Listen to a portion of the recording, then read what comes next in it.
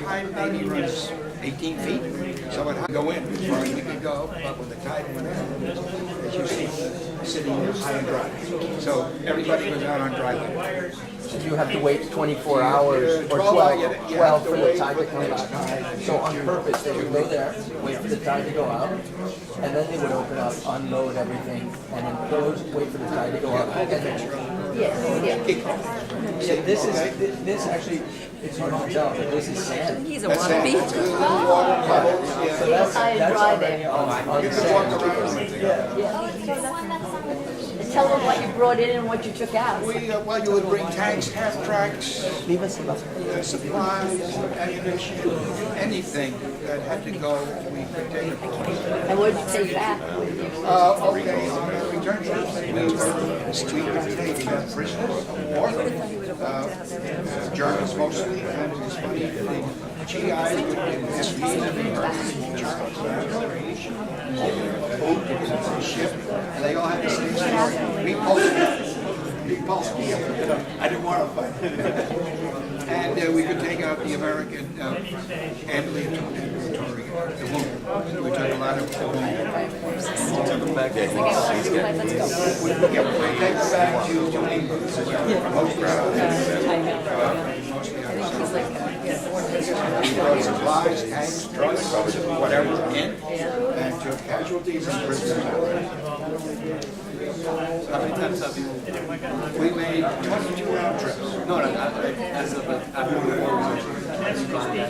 I went back to Normandy once, about 10 years ago. To me, the American cemeteries, Even the German cemetery is impressive, but very sad because everything's in black. There's a German cemetery. That was very, very interesting because we had the different crosses and in a dark color, dark granite green, black. And some of the grave markers he had, particularly if they were officers that have his rank against those officers. But they said, doesn't look like too many buried here, but there were so many German casualties. They created a mass grave. They said 27,000 buried in Germany. They fought the different battles, from St. Lo and Hedgerows, and they buried them back in Germany. The town is called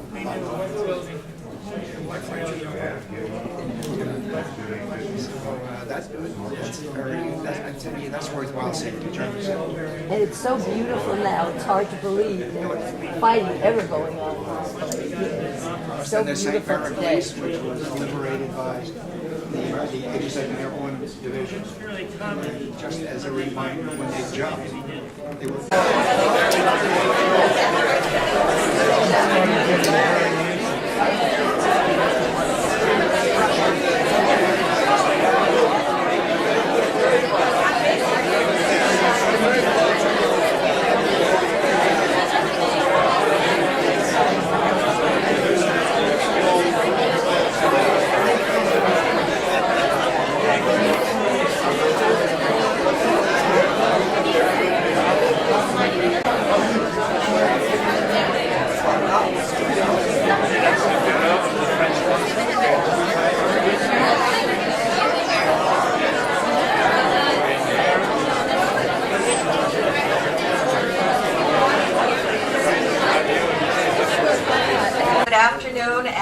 Welcome to Florida International University and the Patricia and Philip Frost Art Museum.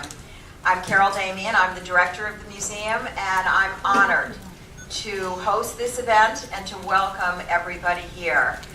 This is the largest public university in this area. As you know, we have 55,000 students. We're a very international university, and we totally respect the history, we totally respect the events that the gentlemen seated before me have participated in. And we're honored that you would come to FIU and grace us with your presence and allow us to honor you. So with that, I would like to introduce the a cappella choir, and ask everybody to stand for the singing of the national anthem.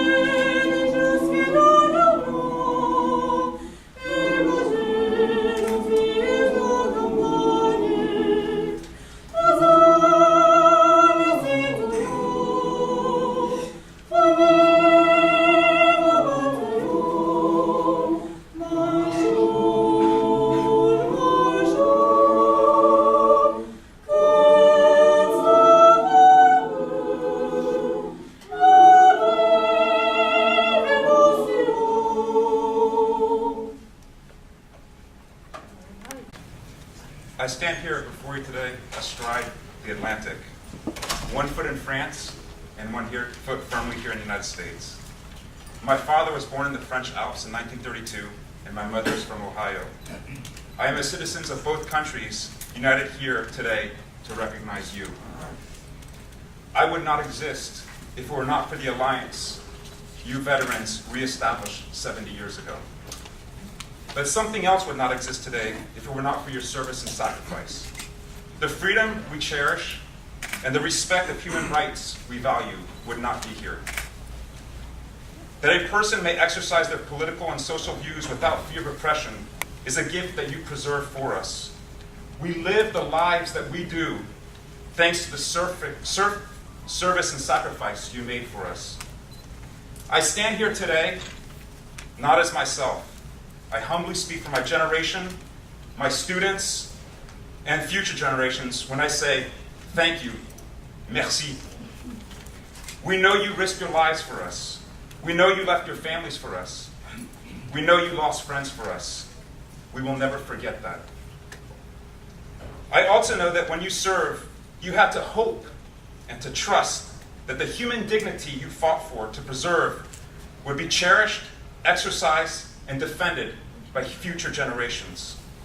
When I see the intelligence, the respect, the resourcefulness, the very humanity, the grasping of life of my students here in the FIU Honors College, I see that the torch of freedom that you placed in Sainte-Mère-Église in 1944 has been firmly grasped by them, and they will carry it with responsibility and pride. World War II veterans of the United States of America, you are us, and we are you.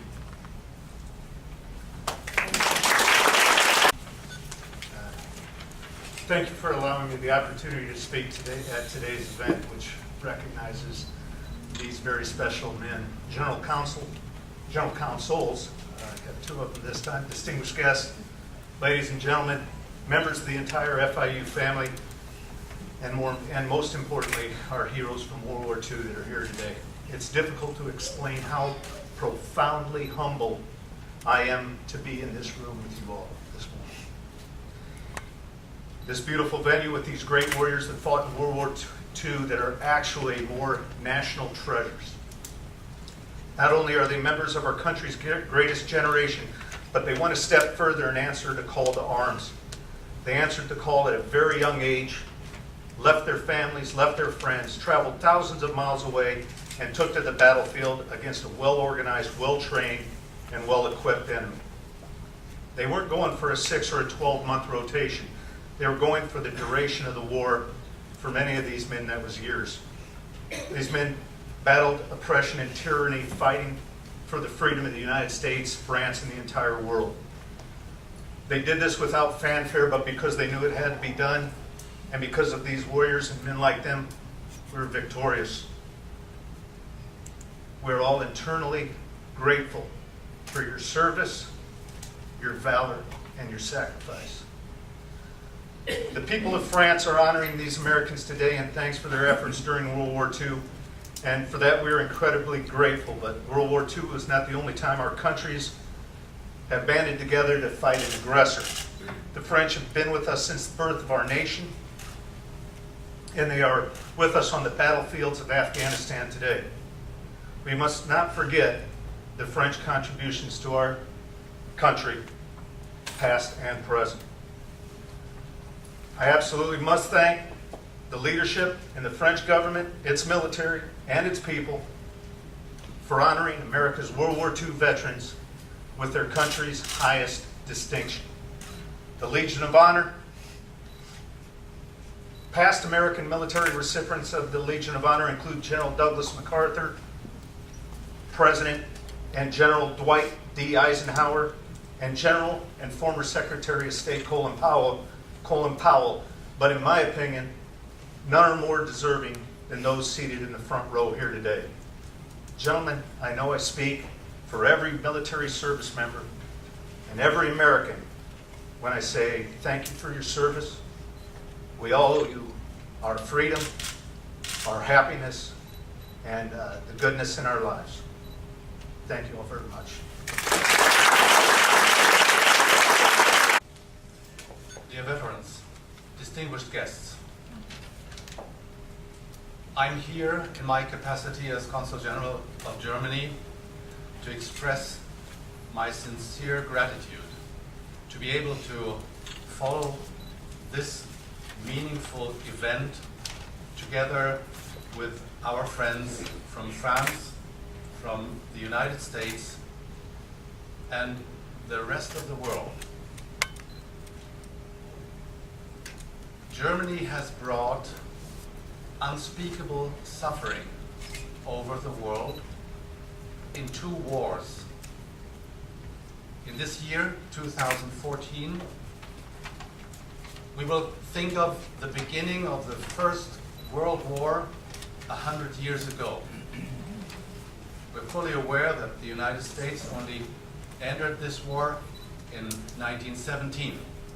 But for us in Europe, this is a very meaningful and important commemoration to think of the unspeakable suffering that was brought through this first and most horrible tragedy in the last century. And nobody would have expected that there would be a second one as this one before. In between, there were only 25 years of freedom, if you can call it freedom. 75 years ago, again, suffering was brought over the world, and it started from German grounds. And after a long war and so many victims that we have to deplore from all sides, finally, you and your comrades were able to kill this vicious Nazi regime and to bring freedom and democracy not only to Germany, but to Europe as a whole. And I'm here to express my sincere gratitude to all of you and to thank you for bringing peace for such a long time after the end of the World War. For the first time, Germany is surrounded by friends. And this is something that nobody in Germany and nobody in Europe is taking for granted. We know the high costs of this. We know about the victims and the losses. We know that you lost too many of your comrades. And we are again so grateful that even 3 years after the end of the war, it was US soldiers to bring nourishment to people in Berlin. 2 million inhabitants of the city of Berlin were blocked, and the Berlin airlift brought coal, food, everything that was needed for almost 1 year to a city of 2 million inhabitants. And I still admire that psychological step that the enemies from 3 years ago were able to fight on that side of this Cold War and to show that peace and democracy is something that you have to stand up for. And that is the lesson that we learned from that time. And the kids from Berlin learned that freedom and democracy have a taste. They taste like Hershey chocolate, peppermint chewing gum. Thank you for your efforts. Thank you for risking your lives. We stand united today, and I'm humbled that we are good friends and allies today, and I am honored to be part of this ceremony. Thank you, and good luck to all of you. Happy to have once again this great opportunity to meet the American veterans and to show you, gentlemen, our gratitude for what you have done in your years with the Legion of Honor. But before this, I have a few words to say. First, I want to thank FIU and the Frost Museum, Madame Carole Damian, director of the Frost. I want to thank Isabel Green and John Bailey for organizing the ceremony.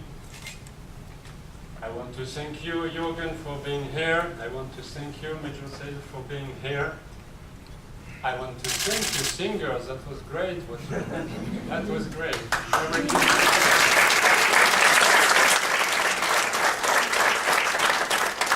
Thank you to the families, thank you to the students, and thanks to you, gentlemen. You are the stars of the day, the heroes of the days, and I have something to repair. I want to apologize because in the list of the nights for today, Mr. Lamons appears twice. This is an error coming from us. I'm very sorry.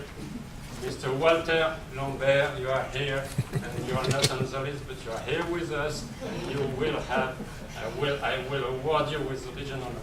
Monsieur Walter Lambert, as we say in French. And I'm very happy to have Monsieur Lambert with us, because he is one, and we have two of them today, one person who landed on the beaches of Normandy on the very D-Day. I would like just to think about it. The D-Day, we will celebrate it in a few weeks in France, in Normandy. This will be the 70th anniversary. It has been a long time. And I hope we will have many American veterans, many personalities, and I hope we will have President Obama with us to celebrate this important day. It has been a long time, but we have, since still today, we have to learn about this event and about the war. So I would like to insist on 2 points today. First, memory, and this is part of the reason why we are here. And second, you already said it, Jürgen, and you were very right. Rebuilding Europe after the war. Memory, this is so important for us. I saw you exchanging with the students, and I'm sure for the students this has been a very important moment. I'm sure they will remind us. I hope you took notes and you wrote everything. This kind of meetings, because gentlemen, you are part of our history books, so now we see you in flesh, and this is great for all of us. So it's good for the students to have this exchange, keeping the memory, and I'm sure in your families it's exactly the same way. Knowing about what daddy did, what grandpa did, this is so important. And this is also the meaning for this ceremony, awarding the Legion of Honor. It's a way for us to keep the memory everywhere. In France also, we try to remember what was the meaning of the liberation, the meaning of the American army and the coalition army coming to Europe to free us from the tyranny of the Nazi regime. And today, in our schools, in the history programs, what you did, coming to France, it's part of the history program. And in the history books, so the children have to learn it. And so it's a good thing because they will remember things. We have in Normandy, but all over the territory, but specifically in Normandy, we have many historical sites, many museums. We have the roads with memory signs everywhere. We also have the cemeteries, which is also a place for remembering American cemeteries, but also German cemeteries. I know this very well because I am from Normandy, and I visited all the places, and I know the stories because my family was part of it. So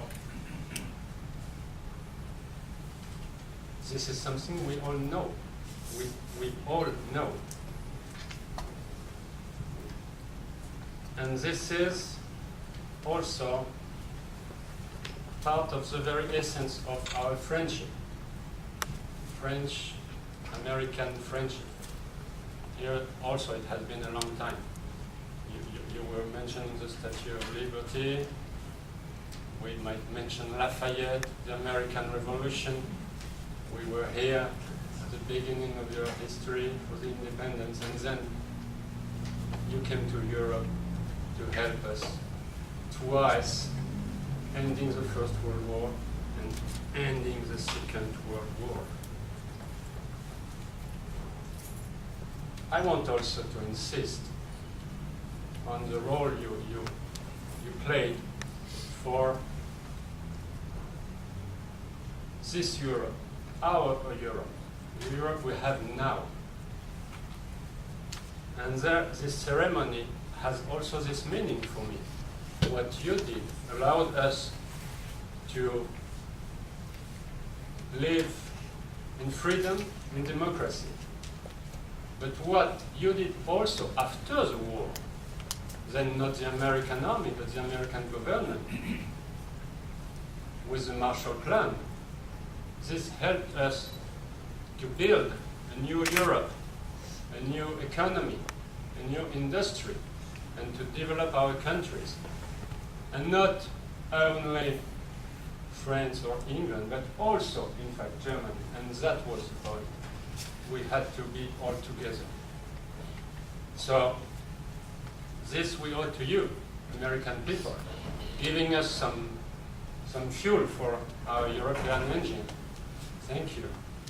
Thank you. And giving us the possibility for 70 years of peace, economic development and peace. This is the result of your courageous action being part of this war and helping us after the war.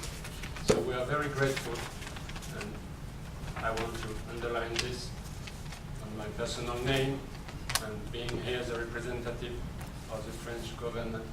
We are so very grateful for what you did. Let me say it in French, like you did, John. Merci. Merci pour tout ce que vous avez fait. Now I would like to proceed, because we have something important to do right now. I will award you with the Legion of Honor.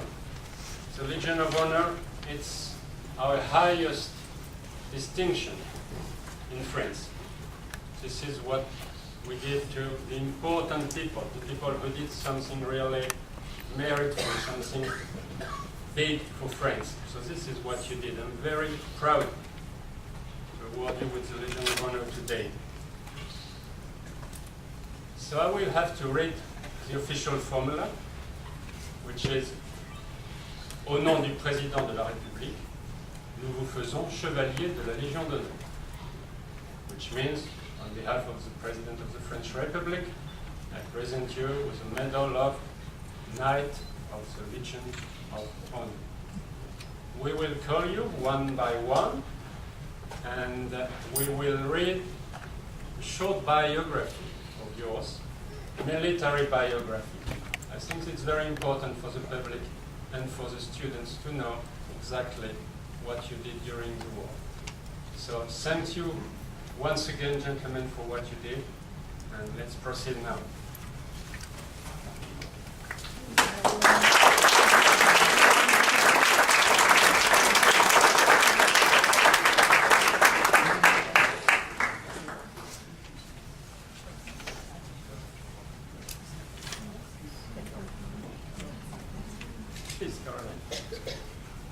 Mr. William E. Finley was born on October 29, 1923 in Chicago, Illinois. He joined the U.S. Army in February 1944 as a first lieutenant in the 571st Squadron, 319th Bomb Group, 8th Air Force. Mr. Finley has distinguished himself by his determination and courage, participating in the liberation of Normandy, the Battle of the Rhineland, the Battle of the Bulge, and the liberation of northern France.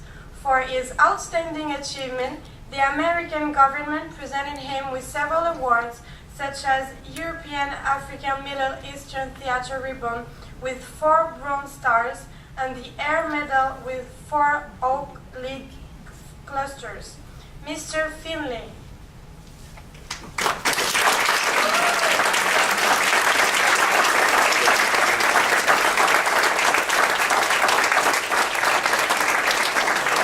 Président de la République, nous vous faisons chevalier de la Légion d'honneur.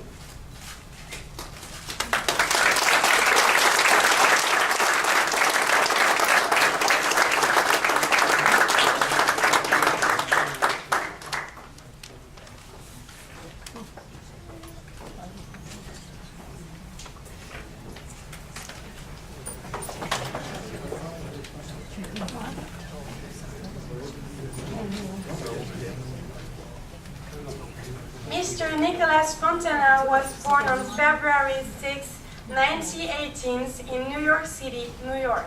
He joined the U.S. Army in June 1941.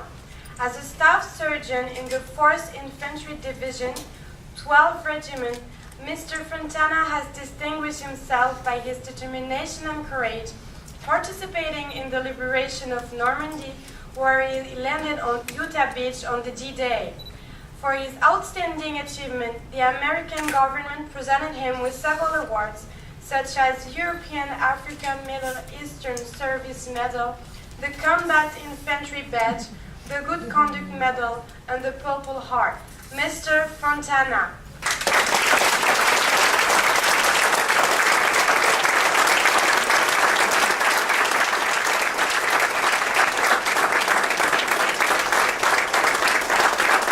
De la Légion d'honneur.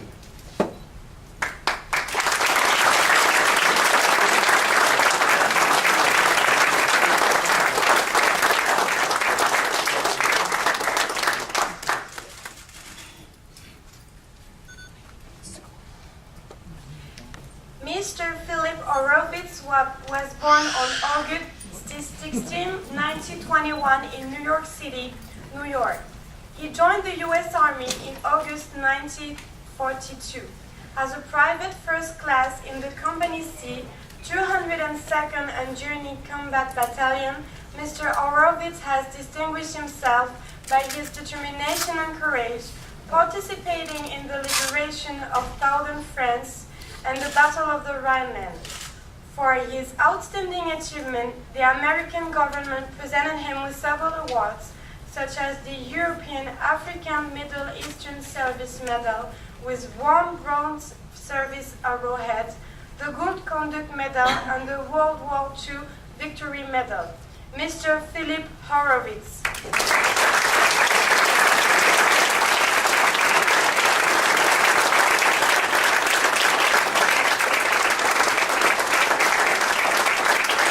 Mr. Isidore Ivshin was born on September 8, 1924 in New York City, New York. He joined the U.S. Army in March 1943. As a technical surgeon of the 1010th Army Air Force Base Unit, Mr. Ivshin has distinguished himself by his determination and courage, participating in the liberation of southern France. For his outstanding achievement, the American government presented him with several awards, such as the Air Medal with 8 Oak Leaf clusters, the Distinguished Unit Badge, the European African Middle Eastern Service Medal, the Good Conduct Medal, and the Purple Heart. Mr. Isidore Ivshin.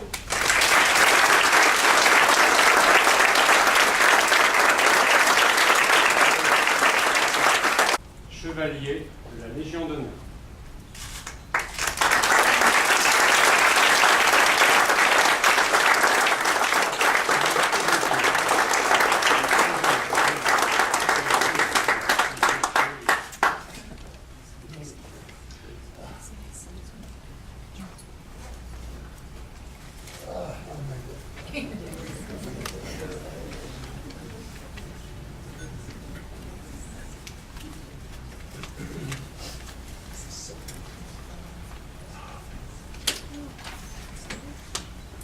Mr. Walter E.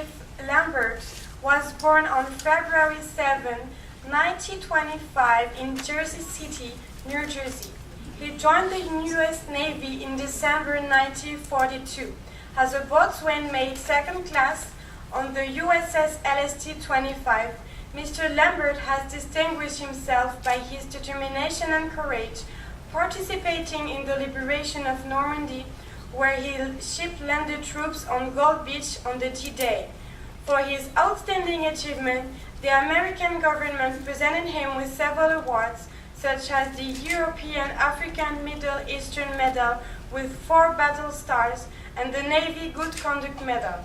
Mr. Walter Lambert.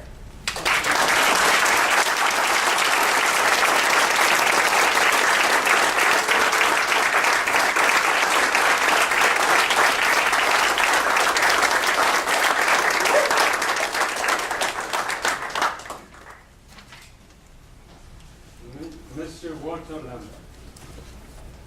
au nom du Président de la République, nous vous faisons chevalier de la Légion d'honneur.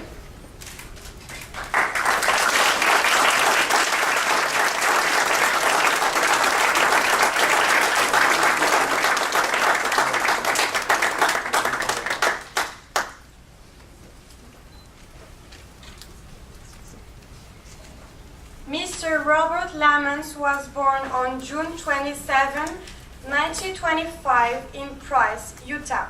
He joined the U.S. Army in June 1943. As a staff surgeon of the Squadron T, 327th the Army Force Base Unit, Mr. Lamons has distinguished himself by his determination and courage, participating in the Battle of the Rhineland. For his outstanding achievement, the American government presented him with several awards, such as the European Theater Operation Ribbon with 4 battle stars, the World War II Victory Medal, the Good Conduct Medal, and the Air Medal with 1 oak leaf cluster. Mr. Robert Lamons.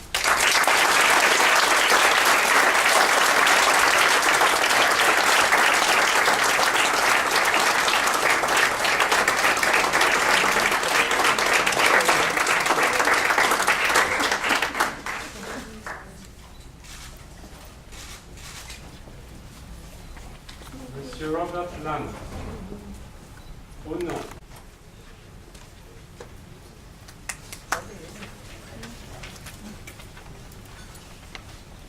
Mr. Sidney Levitt was born on July 17, 1924 in Philadelphia, Pennsylvania.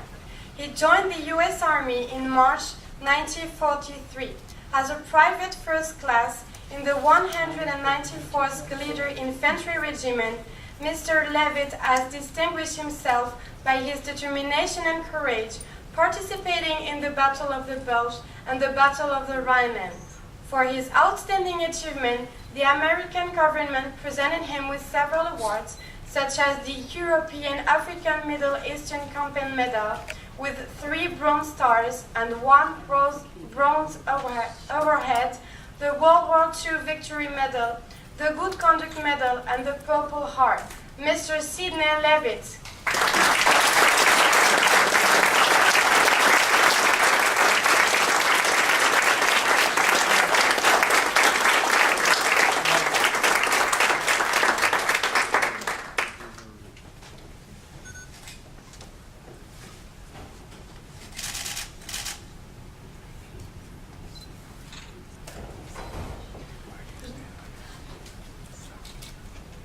Monsieur Sidney Levitt, au nom du Président de la République, nous vous faisons chevalier de la Légion d'honneur.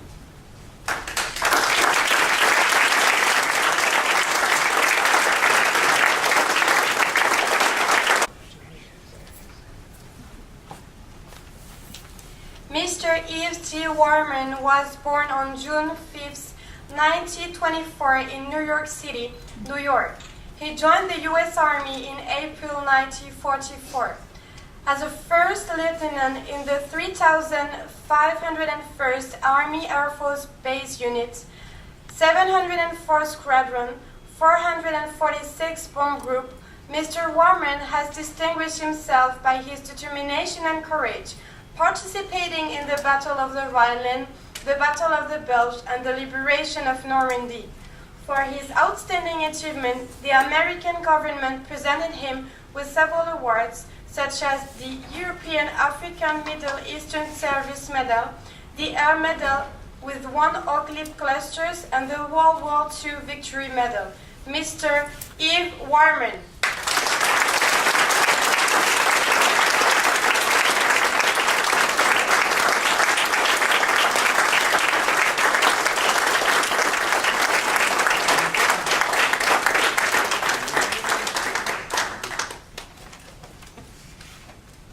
Monsieur Warman, au nom du Président de la République, nous vous faisons chevalier de la Légion d'honneur.